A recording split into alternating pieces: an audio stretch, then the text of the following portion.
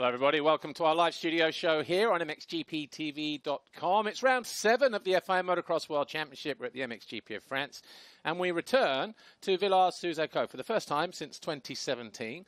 Well, my name's Paul Mayland. Lisa Leyland joins me on our studio show. Before we meet our first guest and let you know who's on the show, Lisa, here we are. We've got a Grand Prix here in France this weekend. Kind of a bit random, isn't it? Like a week off last week, a week off next week. But, you know, we're still going. Yeah, we're still going, and it's nice to be here. It's been a while, though, hasn't it? It's been a while. 6, 7 years. Something like that. Do you remember it? 18, 19, 20. You remember it last time we were here? Mudfest. But it's not raining at the moment. Yeah. But it's not raining this week. Well, you know what? Let's crack on with the show. Let's tell you who's coming up, shall we? We've got Roan van der Moosdijk coming in from the Star Husqvarna Factory Racing.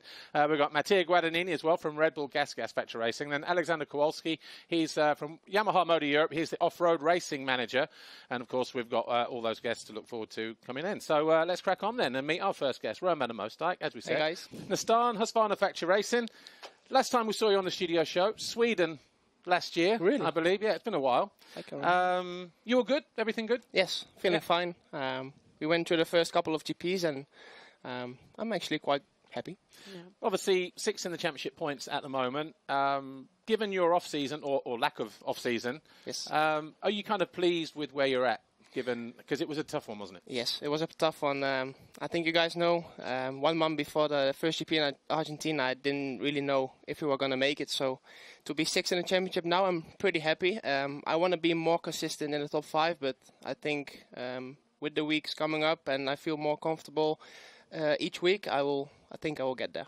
Well, in Argentina, Roan, you didn't actually seem too far off the pace, did you? Considering the lack of bike time. Yeah. Were you actually surprised by that? I think the whole team did, Yeah. Especially me and Rasmus. We worked a lot together, and we would sign for like a 6th overall, I think. I got there, and before the weekend we will be really happy with that. So that was the goal. Yeah. So do you think perhaps it was just the intensity that you were lacking in the first couple of rounds? You know, that was what was holding you back. Yeah, I didn't do like preseason races, just a small one in Holland, but nothing compared to a GP, and I had to get used to it. I think, I'm getting better in it now. Yeah. Well, look, despite those kind of barriers, those hurdles, if you like, it wasn't long before you won your first race, obviously Switzerland. Yep. Only round 3, race 2, I think it was, or race 1. Obviously, difficult conditions there, but first race win in MX2 since Lommel, yeah. in 2020, 2021? 2020. Yeah. So how good did that feel when, you know, you crossed the line? I know Jago fell just on this jump here, but you were there to pick up the pieces. Yeah. And that's part of racing as well. But you were there and you maintained the composure. Yeah. And you brought it home. So big moment for you, like massive relief. Really, like you said, actually during free and time practice, I didn't feel the greatest on track, and I just switched it around on Sunday, and I was really happy with it. I couldn't believe it at first, but like you see me doing the hand on the helmet, and that was a big relief. And unfortunately, the second moto I couldn't make it together, but I was just really happy with that first moto. Yeah, were you kind of surprised as well in many respects because it came so unexpected? Yes, like you said. I was really in shock with Rasmus, and I tried to kiss him like 3 times just because I was so relieved. He was in shock with you then. Yes, it might have been easier if you took your helmet off. Yes. Instead of headbutting him. But you said it was a relief to get that result. But why was it a relief? Just because of what we went through, during the off season, and we knew that we will be here at some point, but not at the 3rd round already. So that was just it. Yeah. And do you think that's probably why Portugal went the way it did? You were just riding a little bit more relaxed, a little bit more free. Yes, and obviously the result of that was a well-deserved podium. Yes, I always enjoy Portugal. Yeah. I always did good there. I did one of my first GPs there, and I immediately had top 5 results. So I had a good feeling on track, and this was, I think, in general, my best weekend so far. Yeah, good battle here with Simon Langenfelder, obviously, and later on in the race, I think, with Kai, obviously going for... Either way, you were on the podium, but when Kai passed you, I just saw your body language just go, because that second position in the race would have been just, but good weekend, though. Yes, I ran really deep to get Simon, and once I did, I saw Kai coming, and I knew it was going to be tough in the end, and once he passed me, I just had nothing in me anymore, and... yeah, then I thought I will get you next weekend again, Kai. How was the track actually? Because they ran it completely different this week. I really enjoyed it. Of course, when you have a good weekend, you always enjoy the track, let's say. But no, I enjoyed the layout. I hope they will keep it like this for the future. Double podium? Yes. You and your teammate? I think this is the best kit we have so far this year. I love that. Yes. Riders are into that, aren't they? Like, what kit are we wearing this week? Yes. Is the helmet going to match everything else? Yes. But actually, Fox do that very, very well. Really well, yeah. Yeah. So what's the plan now from here? Because obviously we are at round 7. Yeah. You've had a race win. You've been on the podium. Yeah. How far away from regular podiums are you? Maybe winning races and winning GPs and that kind of thing? Because how the calendar has gone at the moment, you know, yeah, we had Argentina a week off, Sardinia a week off, then we had a couple together, and Spain, Portugal together. Yeah. Now, though, we've had a week off, as in no race. Yeah. We've got another free weekend next weekend. So you have time to build. Do you still need to build? Like during the week, I feel fine. Also, last week, I trained with Adamo and Prado, and I just, felt good. And like I said, I want to be more consistent in top 5, because Portugal went really well, and then I struggled a bit in Spain. So I want to get the lows like a bit more up, let's say. Yeah. Well, look, obviously we're here in Villars. The last time we were here was 2017. Muddy, as we said at the beginning of the program. Yeah. You rode European Championship here that day. True. So the track has had a bit of a makeover. Yeah. What are your first impressions on the new layout?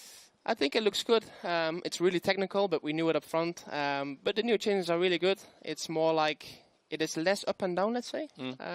More like going down, left, right. We still have the 3 hills over there, but there was more up and down in the middle, wasn't there? I think so, yeah. But it's a long track and many lines, many options, so it will be a good weekend. Yeah, and obviously, we were talking before you came, before we came in on here. Looks quite rutty in places. It's going to be that typical French, that technical thing, long ruts, hard rock underneath, coming out of the corners. Yeah, it will dry out later, so we have to be prepared and have a good start. I think that's the key. Yeah. Just wait and see. Yeah, just waiting for our second guest to make in fact, I can see them now. So, Lisa. Yeah, well, the MXGP of France is round 4, the WMX this weekend. And I caught up with Australians Charli Cannon, currently 5th in the general standings. And here's what she had to say ahead of the weekend. And in the meantime, thanks for joining us, Roan. Yes, thanks, guys. No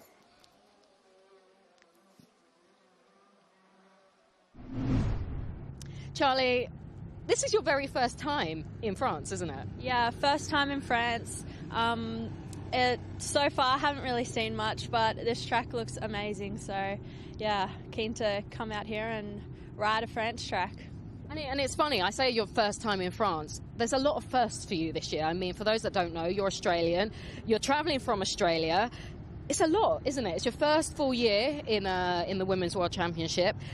How are you managing it? Like, what challenges have you come across and how are you finding it so far? I'm finding it pretty good. There's lots of firsts, but I'm being able to adjust and get around it all pretty easily. I've been lucky. I've been with my dad the whole time, so it hasn't been too scary. But I think just not having a base would be the biggest struggle for me. So I've just been flying from country to country and just riding wherever I can.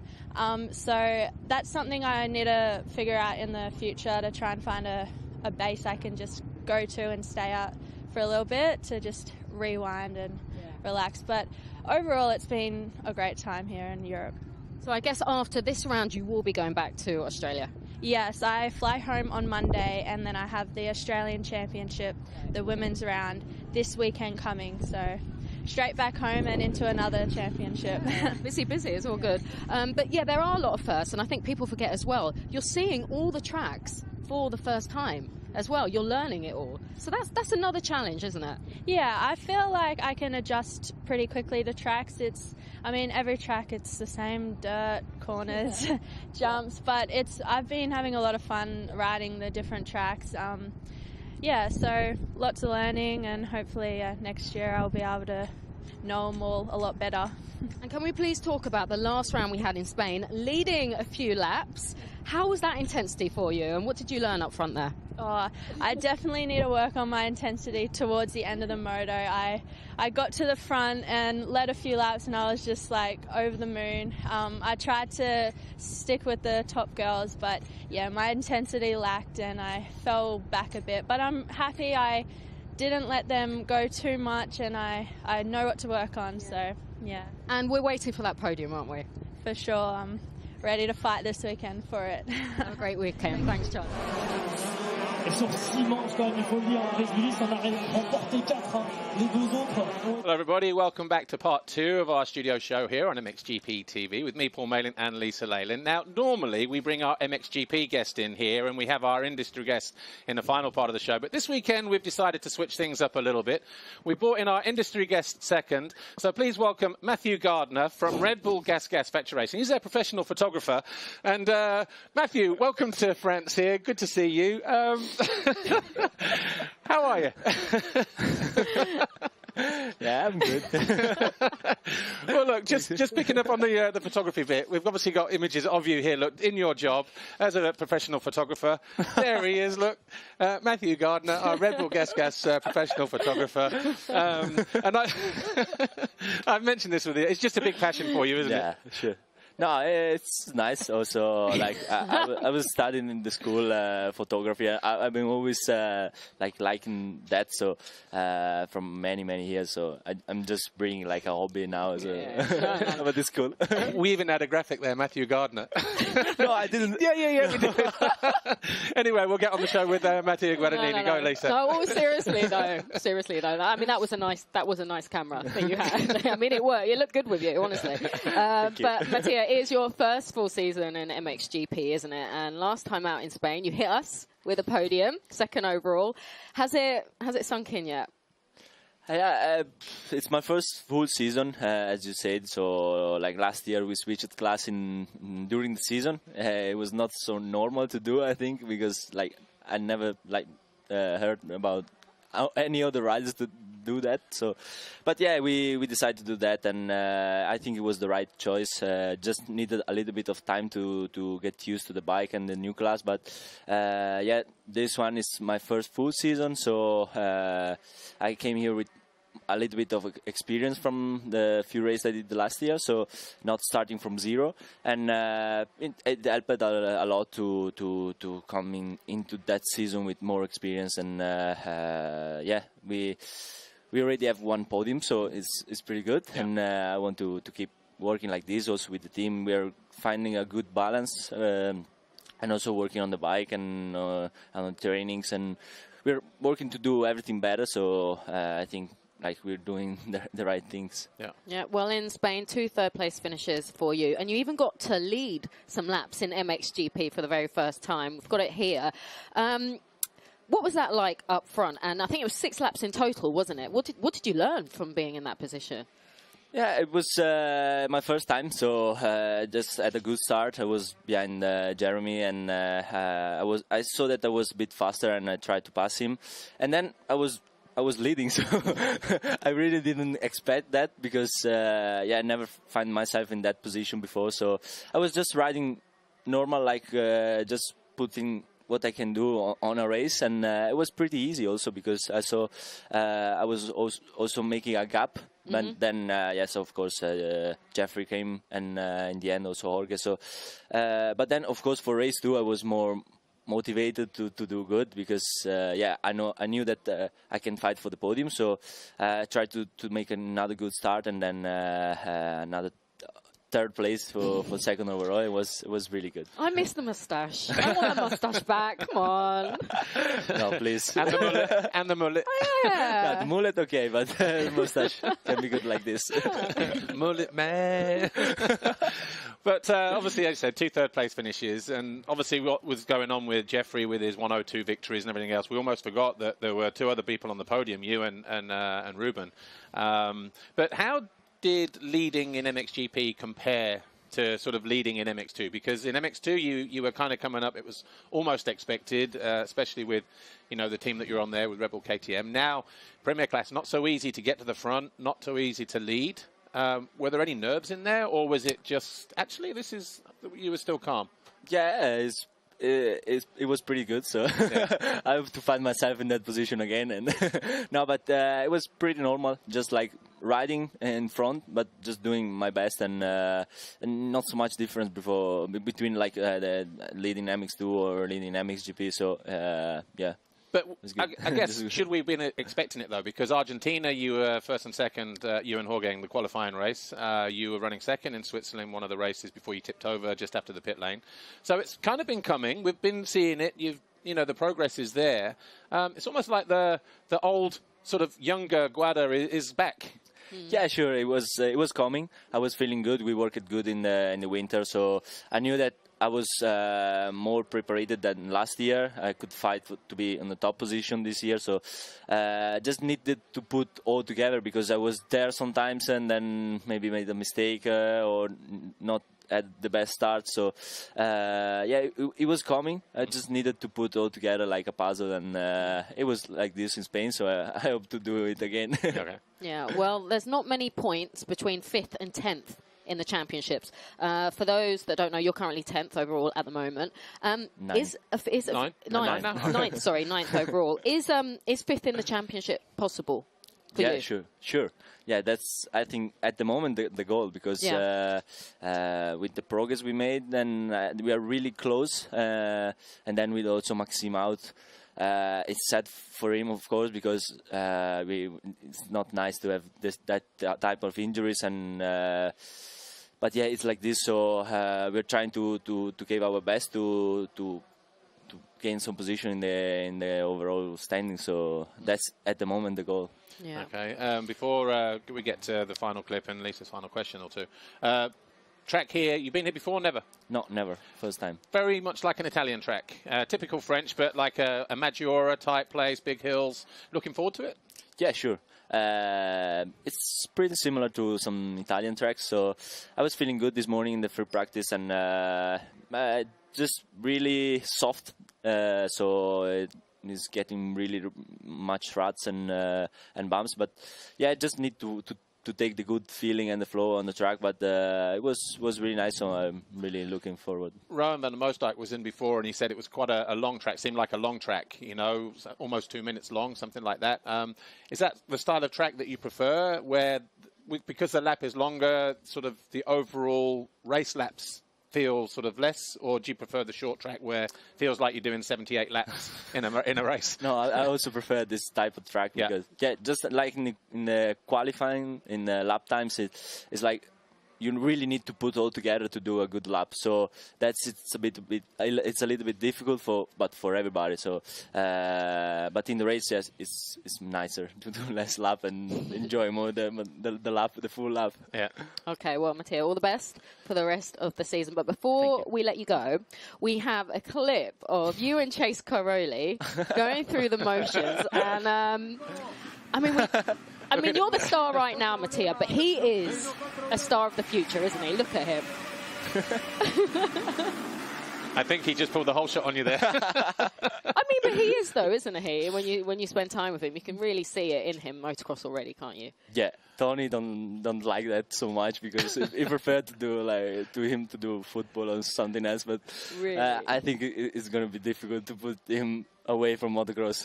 It's really born into it, so it's going to be really difficult. And he loves it. You can't miss him around a paddock on his little scooter. It's brilliant. Well, look, Mattia, Guadagnini, not Matthew Gardner. Thanks for joining us this weekend. Red Bull Gas Factory Race, and all the best this weekend for the rest of the season. And keep shooting for that top 5 and beyond, and see how the season pans out. Thank you so much. Thanks for joining us. All right, we are ready to meet our third and final guest. Before we meet him, though, let's...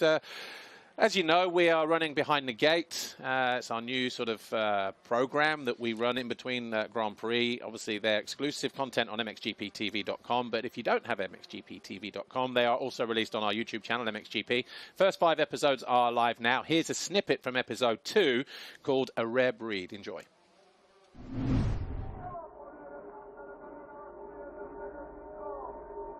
What makes a good MXGP rider? Mentally, you have to be strong. Physically, you have to be strong. If you're not, you can be punished. You have to be prepared to work hard. Of course, on the bike, technique helps, and there are some riders more gifted than others that make it look a lot easier than it actually is.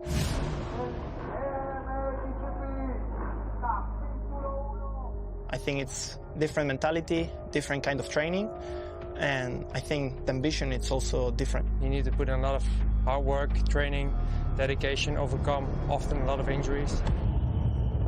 Not many riders who can become MXGP riders, so you need a bit of luck on your side, and you need to have the heart to, and the desire, the talent to get there.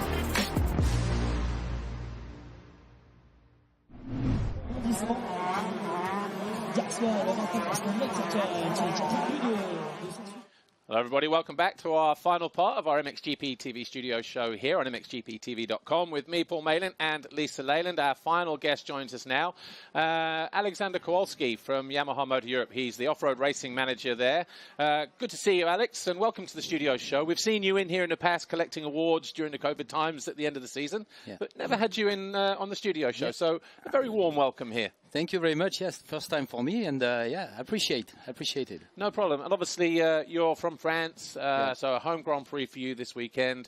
Are you looking forward to it here, being back in Villars? Yeah, it's a famous track. You know, in France, it's always a special one here. You know, we have some many big stories here, especially Motocross the Nation and some GP in the past year, Masters of Motocross a long time ago. And yeah, the team here did a great job to have this to finalize this great track today. And it's amazing the job all the team and all the guys from here provide, because they change everything, quite everything, making it really big with some big hill up and down, and really impressive. And I think it will be a great GP. Well, before we start talking about the riders that are racing for you in all the classes this year, we've had 6 rounds.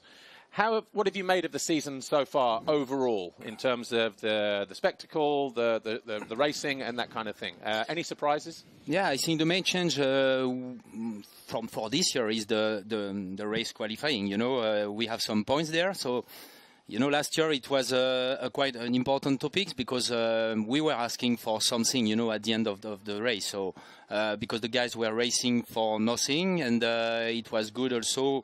After, there is some positive and some negative, we're going to say, but at the end they are racing for something. And to me, the big step this year has been this race qualifying, where we can see some big battle, and we can see that riders which are consistent, who are consistent, are making it. Yeah. You know, because at the end, when you are taking out all the points distributed since the beginning, six round in the classification, if you take it out, then the classification is a bit different. So I think it's the main changes. And after, what important also, what I noticed is that in some places, like in Ageda, they made it in the other way, you know. And I had to say that it was really positive, less accident, less crashes. So it was interesting to see a different track layout, like in Ageda, sure. and today also to come here also. Yeah. Well, French GP this weekend, although from Yamaha's perspective, you won't have Maxime Renaux here, will you? What is the latest on his injury? He has followed the surgery 8 days ago, so everything went well. So he has to fix it now. He's 6 weeks without putting the feet on the floor.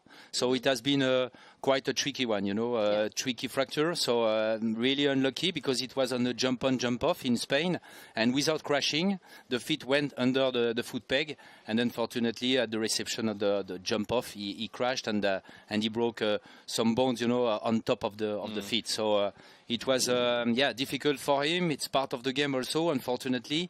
But then season is over, clearly, we can say, and now he needs to recover, to be back. When he will be 100%. But for sure, for us, for Yamaha, it's a bad one. It's such a shame, isn't it? Because he won the Swiss GP. He was second in Trentino. I mean, he looked like he was really up for the fight. Yeah. You know, he was up there. Yes, he was really there. Knowing also that last year he won the Spanish GP. MXGP, so it was an important one for him. And yeah, for sure, he demonstrated that since the beginning was really consistent, really part of the game, and yeah, he was our contender to go to the title. But anyway. The other two riders in the MXGP class, Glenn Coldenoff, Jeremy C, were a little bit not necessarily up and down or inconsistent, but they've just kind of found themselves in sort of that sort of 5th to 10th place in the standings. Okay, Glenn has a race win and a podium. Yeah. Jeremy still yet to find a podium, but he's had quite a few crashes as well.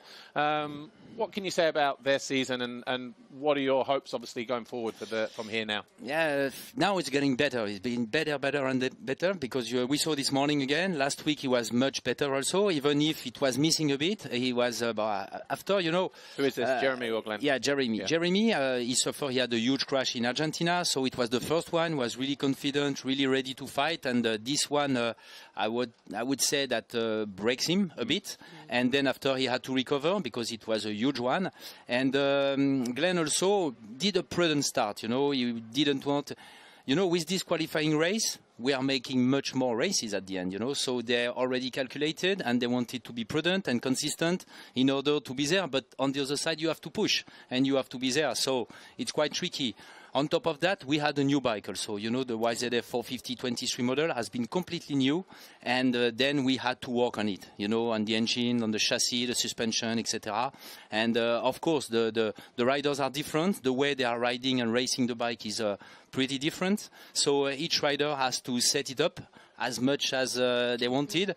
And perhaps, yeah, it took a bit of time for some of them. And explaining a bit also the beginning of the season, struggling a bit. And briefly in MX2, obviously Jago Kits leads the championship, 48 points, almost 2 motos there. He kind of seems like he's riding with a bit more maturity this year, especially in Portugal. You know, he was like in the fight. Spain, he settled for second because he realized maybe Simon was just that little bit better. Didn't take the risk like maybe we saw in the past. Yeah. Must be pleased with where he's at the moment. Yes. We can see we have discovered this inter-season has been really positive for Jago. He did some change also, personally. And we can see that the kids, it's much more relaxed, much more cool, much more professional also, and really focus, and not pushing too much also. You know, sometimes he would have been, in the past year, he would have been pushing so hard and perhaps crashing and so on.